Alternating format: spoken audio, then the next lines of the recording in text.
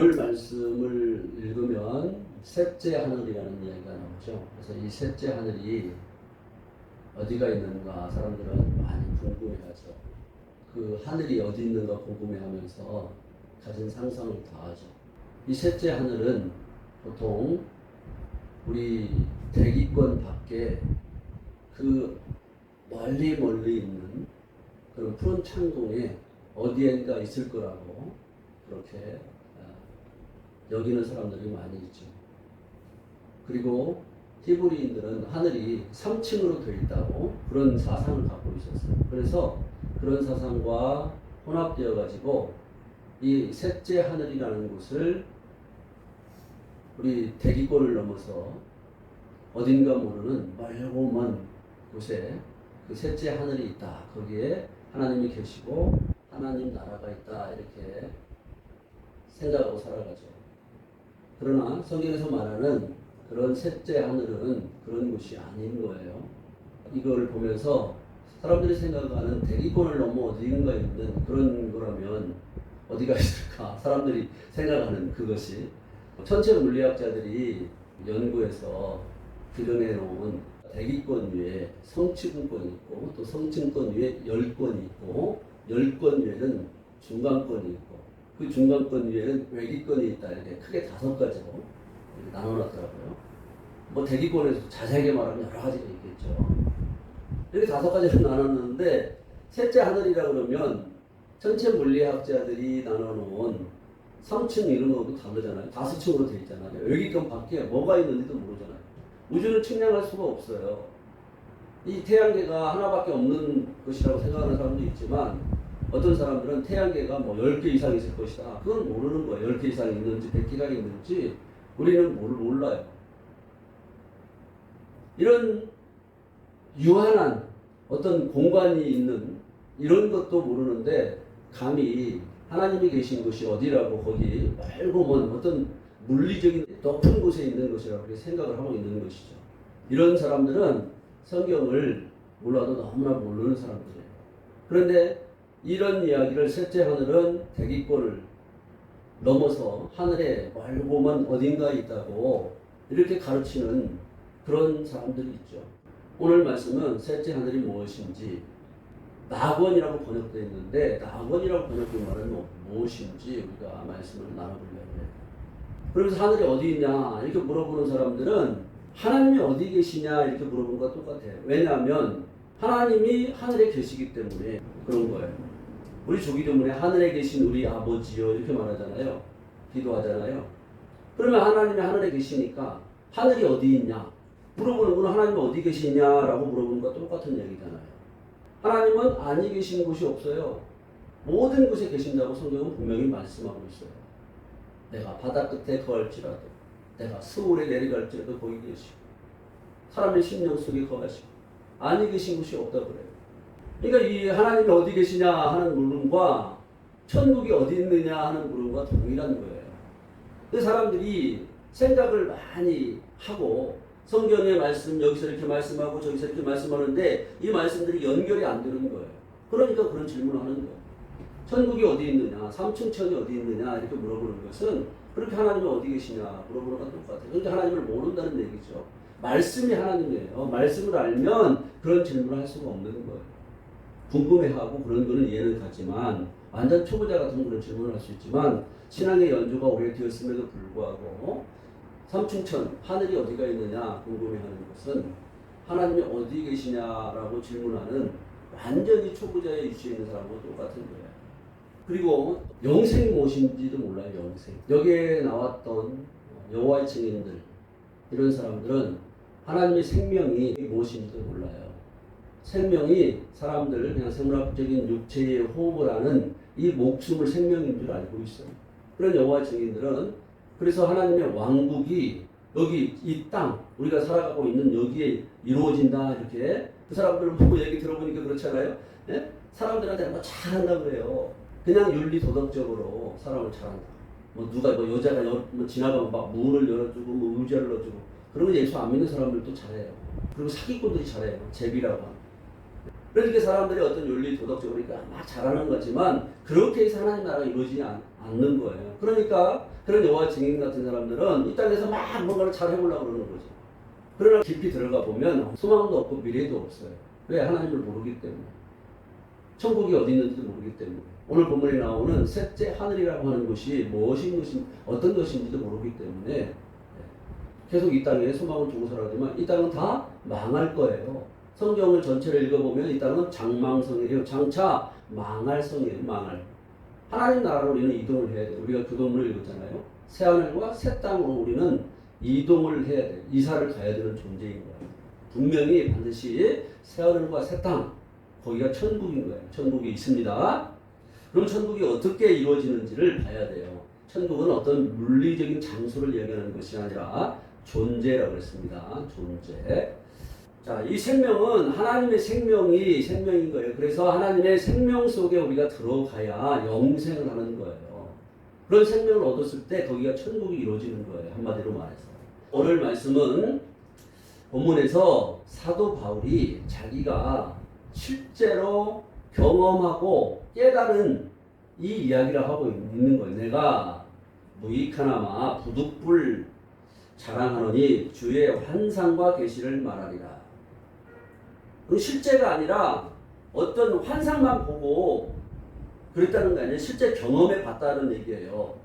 그러니까 요한계시록에서도 우리가 말씀을 나눴지만 그 사도 요한이 하늘에 올라가잖아요. 하늘에 올라가는데 이리로 올라오라 이렇게 번역해 놨는데 요한계시록 4장에서 이리로가 아니라 흰내에 의해서 올라가는 거예요. 그냥 올라가는 게 아니에요. 너 이리 올라와 그러니까 쭉 빨려 들어가서 올라가는 게 아니라 흰내라는 이 하나님의 말씀에 의해서 올라가는 거예요. 흰내는 그리스도 예수라고 그랬어요. 그리스도 예수는 창세기 1장의 내용을 전체를 포함해서 그리스도 예수라고 그랬어요. 성경 전체 내용이 그리스도 예수예요. 말씀이 육신이 오신 분이 예수 그리스도이기 때문에 말씀에 의해서 이렇게 올라가는 거예요. 말씀의 과정들을 통과할 때 올라갈 수 있는 거예요. 자, 내가 그리스도 안에 있는 한 사람을 아노니 그가 14년 전에 셋째 하늘에 이끌려 간 자라 이렇게 말을 하고 있어요. 이 하늘이라고 번역된 말은 잘못 번역되어 있어요. 하늘이라고 번역하는 것이 아니라 히브리어 원문은 라키아예요. 라키아는 창세기 1장에 나오는 둘째 날의 내용 중에 나오는 거예요. 궁창이라고 번역을 해놨죠. 궁창인데 이걸 하늘이라고 번역해놓은 거예요. 궁창은 뭐라고 그랬습니까? 편철이라고 했어요. 뭔가를 탕탕탕탕 쳐가지고 딱 펼친 것, 확장한 걸 이야기하는 거예요. 이 궁창은 확장되는 것이에요. 하늘의 물이 궁창으로 내려오고 궁창 아래에 있는 물이 궁창으로 올라와서 거기서 만나서 궁창 아래의 물이 하늘의 물을 만나니까 하늘의 물로 변화되는 걸 이야기하는 거예요. 그러니까 궁창 아래의 물은 그러면서 자꾸자꾸 줄어들고 하늘의 물은 자꾸자꾸 더 펼쳐져 나가고 확장되는 것을 얘기하는 거예요. 이곳을 궁창이라고 하는 거예요. 이렇게 다 계속 확장되어 나가면 계속 확장하고 반복해서 또 확장하고 또 확장해서 확장해야 될 것을 다 익혀진 상태, 다 훈련한 상태, 이런 상태를 오늘 하늘이라고 번역해놨어요. 하늘이 아니라 궁창이 익었다 이런 뜻이에요. 궁창이 익혀졌다. 그래서 창세기 1장 8절에 보면 궁창을 하늘이라 칭하시니라. 하나님이 이렇게 번역을 했지만 그런 얘기가 아니에요. 궁창이 다 익혀진 그것이 하늘이다 이렇게 말씀을 하고 있는 거예요. 셋째 하늘이라고 할 때 셋째라는 말은 올바른 것을 꺼내주는 것을 얘기하는 거예요. 올바른 것은 하나님의 생명이에요. 그러니까 올바른 하나님의 생명을 꺼내줄 수 있는 궁창이 다 익혀져서 하늘이 되었다 이런 뜻이에요. 사도 바울은 이러한 셋째 하늘에 올라갔다 말을 하고 있지만 그 마음에 이루어졌다는 얘기예요.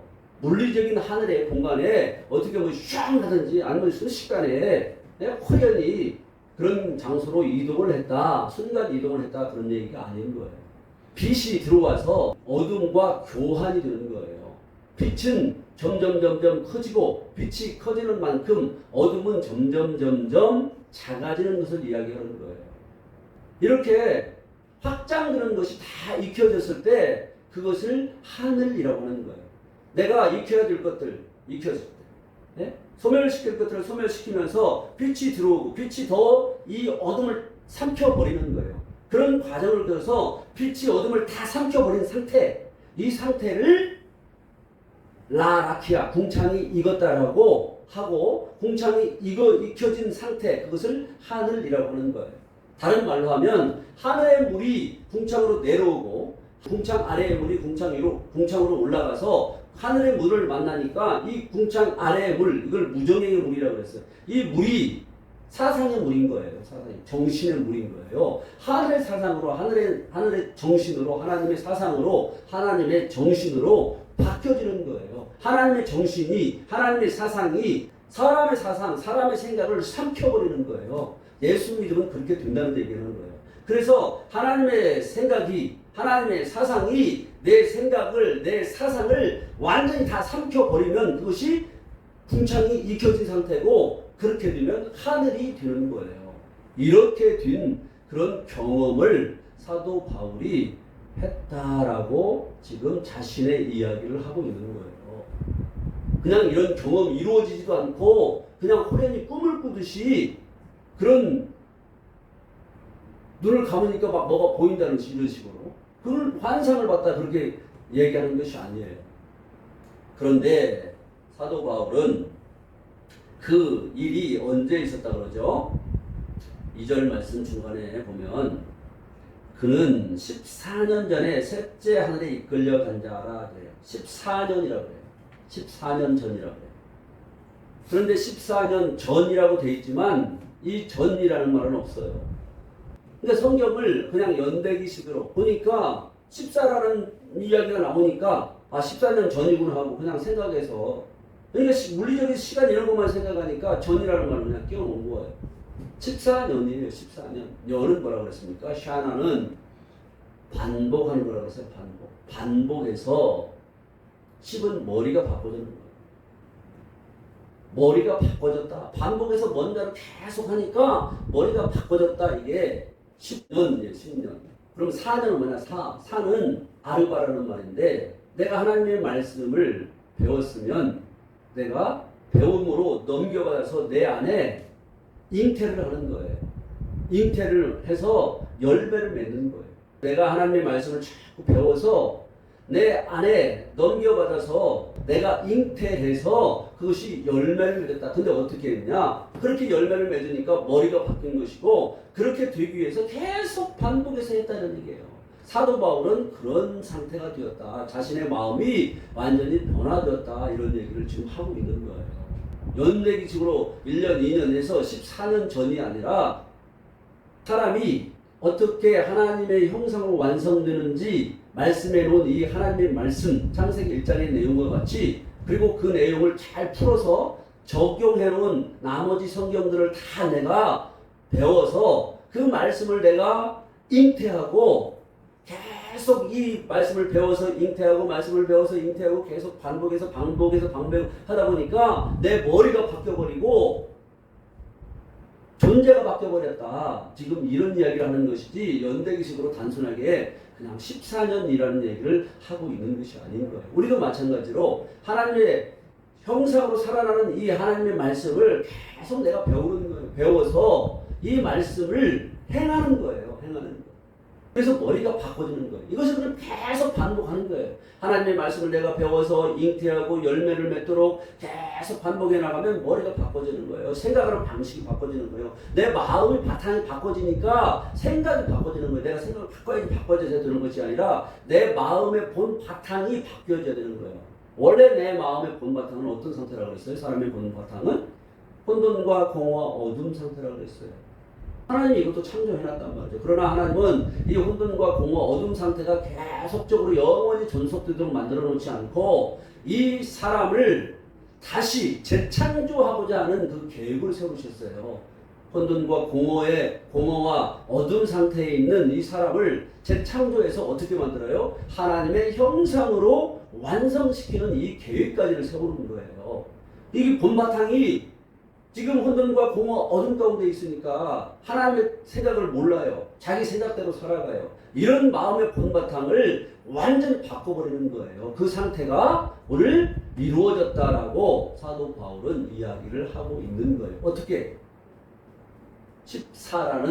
14년이라는 이야기를 통해서 반복해서 하나님의 말씀을 배워서 기름 부음 받아서 잉태해서 열매를 맺어서 머리가 바꿔지는 것을 계속 반복해서 이렇게 했다. 그랬더니 어디 올라갔다? 생명을 꺼내줄 수 있는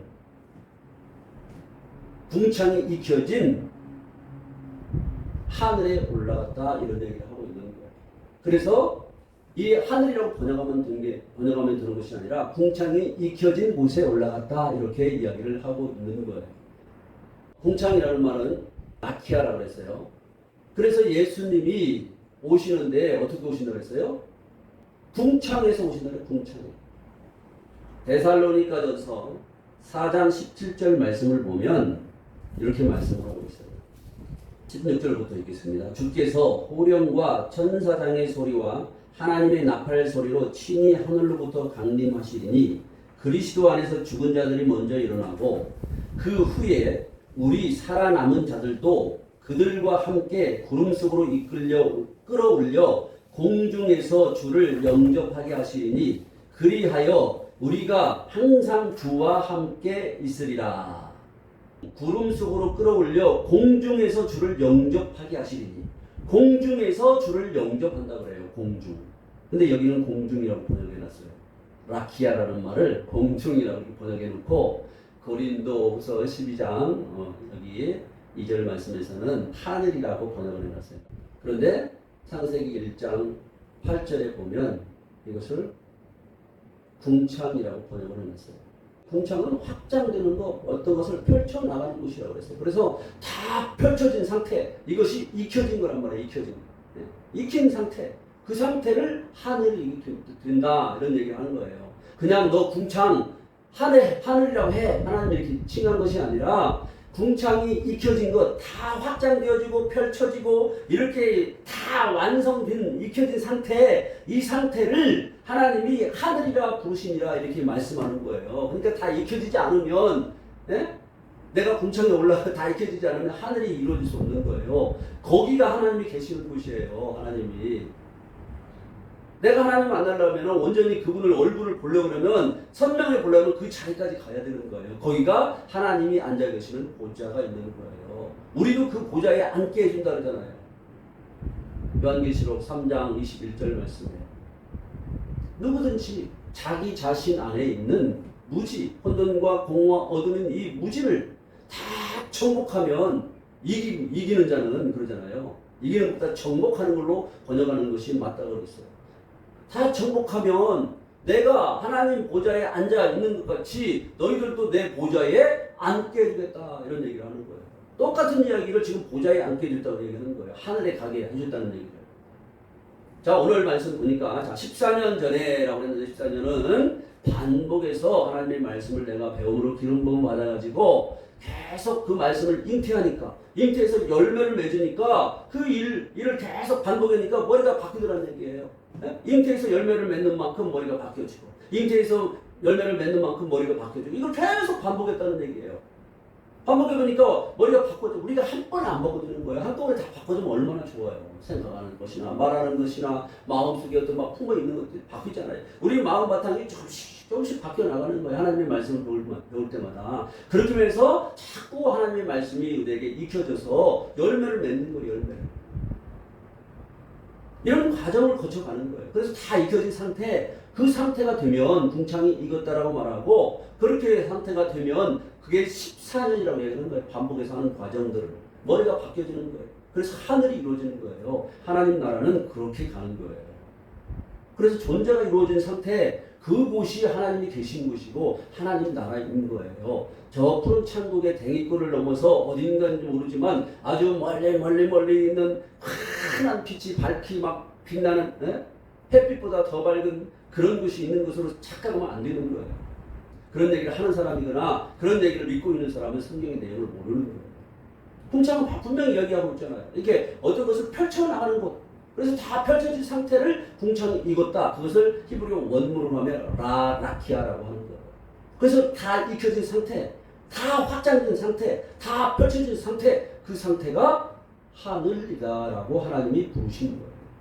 그곳에 라키아, 궁창에서 궁창이 다 익혀진 상태에서 주님을 영접하는 거예요. 주님을 그렇게 만나는 거예요. 주님이 뭉게구름 타든지, 예? 아니면 어떤 양떼구름을 타고 오든지 그렇게 오신다는 얘기가 아닙니다. 자, 그 다음에 뭐라 그럽니까? 그가 몸 안에 있었는지 몸 밖에 있었는지 나는 모르거니와 하나님은 아시느니라. 이렇게 말씀. 저도 옛날에 이 말씀에 담겨있는 하나님 말씀을 올바로 몰랐을 때는 몸 안에서 어떤 정신세계가 빠져나가서 나라는 존재가 빠져나가서 그렇게 어디론가 이동했는가 보다 이런 생각을 했어요. 이런 생각은 성경의 사상이 아니에요. 육체 이탈해가지고 어떤 사람은 자기가 교통사고로 죽었는데 자기를 보고 있대. 그러다가 또 나중에 살아났대. 막 이런 얘기를 많이 하고 있어요. 그런 것 같이 육체 이탈을 한 그런 내용이 아닌 거예요. 이런 거는 몸이 무엇인지 모르기 때문에 그런 얘기를 하는 거예요.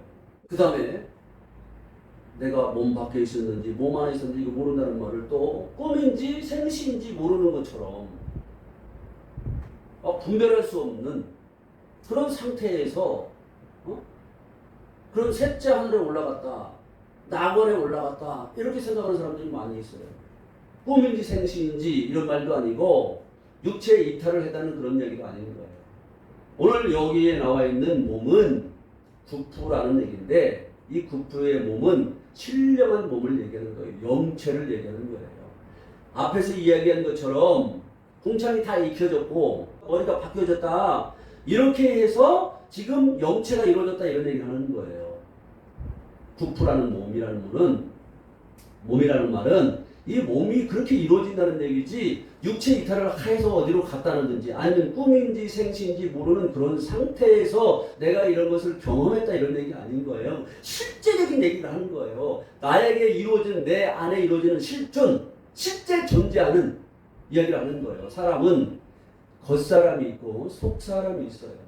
속사람은 내면의 사람이라고 이해해도 돼요. 이 속사람이 이루어지는 거예요. 내 안에 내면에 속사람이 이렇게 하나님의 몸으로 이루어지는 거예요. 신령한 몸이 이루어지는 거예요. 이 말을 다른 말로 하면 성경에서 말씀이 육신이 된 그리스도 예수의 몸이라고 하는 거예요. 그래서 말씀이 육신이 된 그리스도 예수의 몸이 내 안에 이루어져서 그 몸과 내가 연합해서 그렇게 천국에 들어가는 거예요.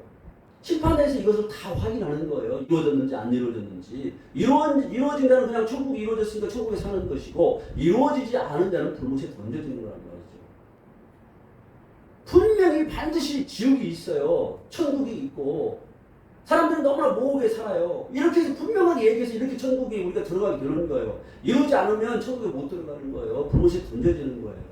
머리가 바뀌니까 생각이 바뀌니까 온 내 마음 바탕이 혼돈과 공허 어둠 상태에 있었던 이 상태가 다 소멸되어 버린 거 없어진 거예요. 그래서 하나님의 말씀이 육신이 된 그 몸이 이루어진 거예요. 이 상태는 하나님의 생명으로 가득 충만한 상태가 된 것이고 궁창이 다 익어진 상태고 그래서 하늘이 이루어진 상태라고 이야기하는 거예요.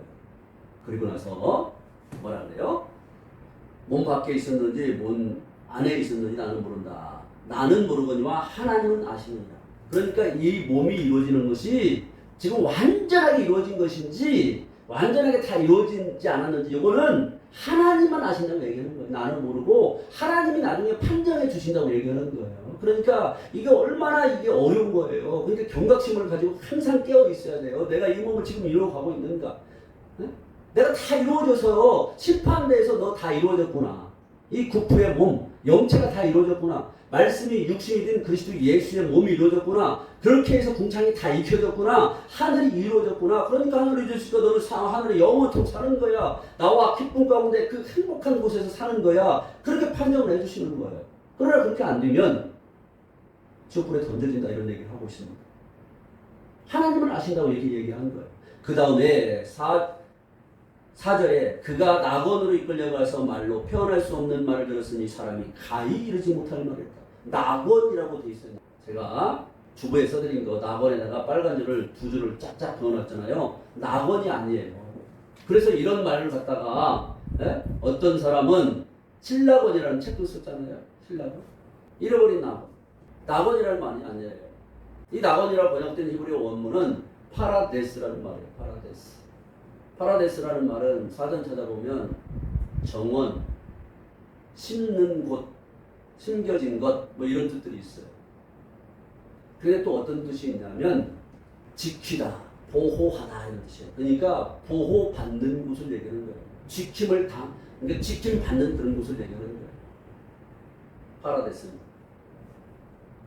그러니까 사도 바울이 자기 안에 그렇게 이루어진 것처럼 궁창이 다 익혀져서 하늘이 이루어졌고, 그럼 영체가 이루어진 말씀이 육신이 된 그리스도 예수의 몸이 이루어진 그런 상태가 되면 그때는 보호받는 곳이에요. 거기가 하늘인 거예요. 하늘.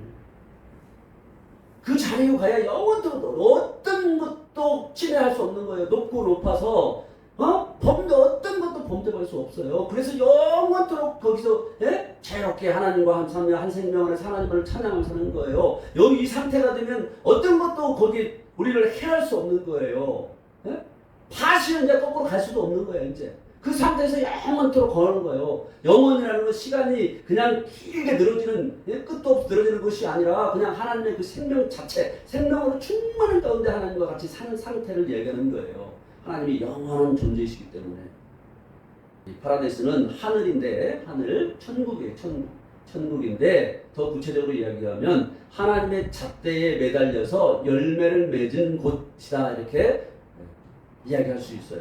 하나님의 잣대가 뭐예요? 하나님의 잣대는 하나님의 비밀이신 그리스도 예수로 말미암아 우리를 하나님의 형상으로 만드는 거예요. 새로운 피조물로 만드시는 거예요. 여기에 매달리는 거예요. 잣대가 그거예요. 우리의 표준, 우리의 본이신 예수 그리스도, 이분에게 매달리는 거예요. 창세기 1장을 그냥 우주 만물을 창조한, 해달별을 창조하고 지구를 창조하고 사람을 창조하고 각종 새와 나무와 짐승들을 바다 물고기를 창조한 이런 것으로 지금 다 인식을 하고 있잖아요. 그러니까 성경이 뭐라고 말씀하고 있는지 이것이 연결이 잘 안 된단 말이죠. 중간중간에 조금 아는 것 같은데 연결이 안 되거든요. 중간중간에 끊어져. 그러나 창세기 1장을 그게 아니라 존재로 봐야 돼요. 그렇게 되면 이게 끊어질 게 없는 거예요. 쫙 연결되는 거예요. 하나도 못 숨길 수 없는 거예요. 이런 게 안 되니까 궁창을 여기서는 하늘이라고 번역해요. 데살로니가 전서 4장 17절에서는 공중이라고 번역해요. 성경 읽어보면 어떤 곳에는 하늘, 어떤 곳에는 공중, 막 다양하게 번역을 했어요. 하늘은 샴마임이에요. 태초에 하나님이 천지를 창조하신 일 할 때, 하늘을 샴마임이라고 해요. 오늘 하늘이라고 번역해놨지만 샴마임이 아니잖아요. 샴마임이 아니라 라키아를 하늘로 번역해놨어요. 궁창이 다 익혀진 상태, 그 상태를 이야기하고 있는 겁니다. 자, 이 낙원이라는 말은 천국이에요. 천국에 갔는데 천국이 어떤 곳이냐, 천국을 또 다르게 표현하고 있잖아요. 하나님의 잣대에 대롱대롱 매달려서 열매를 맺은 곳, 거기는 지켜지는 곳이에요. 보호받는 곳이에요. 영원토록 어떤 것도 거기에 다다를 수 없어요. 이 땅에. 영원토록 하나님만 사는 거예요. 이런 곳에 자기가 경험을 했다라고 이야기를 하고 있는 것입니다. 그러면 우리는 어떻게 되냐? 우리도 사도 바울이 경험해서 그렇게 자기가 하나님의 말씀을 배움으로 기름 부음 받아가지고 잉태하고 열매를 맺어서 머리가 바뀌는 이것을 계속 반복하다 보니까 그렇게 되었다는 거예요. 그럼 우리는 어떻게 해야 되냐? 우리는 똑같이 그 길을 그렇게 해야 되는 거예요. 하나님의 말씀을 배워야 돼. 계속 나는 이 배우고 이 말씀을 내가 삶 속에서 계속 반복을 해야 되는 거예요. 익히고 적용하고 실천하고. 처음에는 잘 안 되지만 안 돼도 계속 하는 거예요. 그러면 우리는 어떻게 해야 되냐? 우리는 똑같이 그 길을 그렇게 해야 되는 거예요. 하나님의 말씀을 배워야 돼. 계속 나는 이 배우고 이 말씀을 내가 삶 속에서 계속 반복을 해야 되는 거예요. 익히고 적용하고 실천하고. 처음에는 잘 안 되지만 안 돼도 계속 하는 거예요. 뭐든지 그러는 거예요. 이 세상 살아가면서. 운동을 해도 마찬가지고 어떤 기술을 배워도 마찬가지고 공부를 해도 마찬가지고 처음에는 잘 안 돼요. 그러나 자꾸 배우고 잘 안 되더라도 그것을 다시 한번 해보고 또 반복해서 또 하고 하다 보면 어떤 지경에 가면 익숙해지는 상태가 오는 거예요.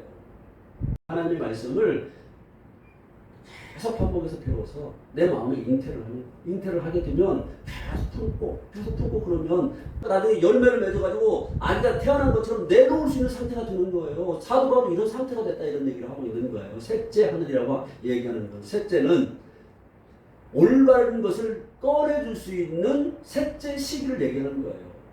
그런 상태가 되었다 얘기하는 거예요. 우리도 그런 상태가 되어야 되는 거예요.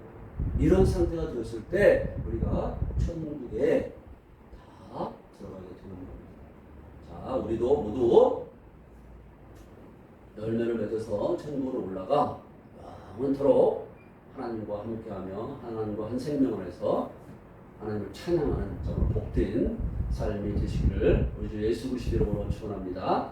아멘. 시청해 주셔서 감사합니다.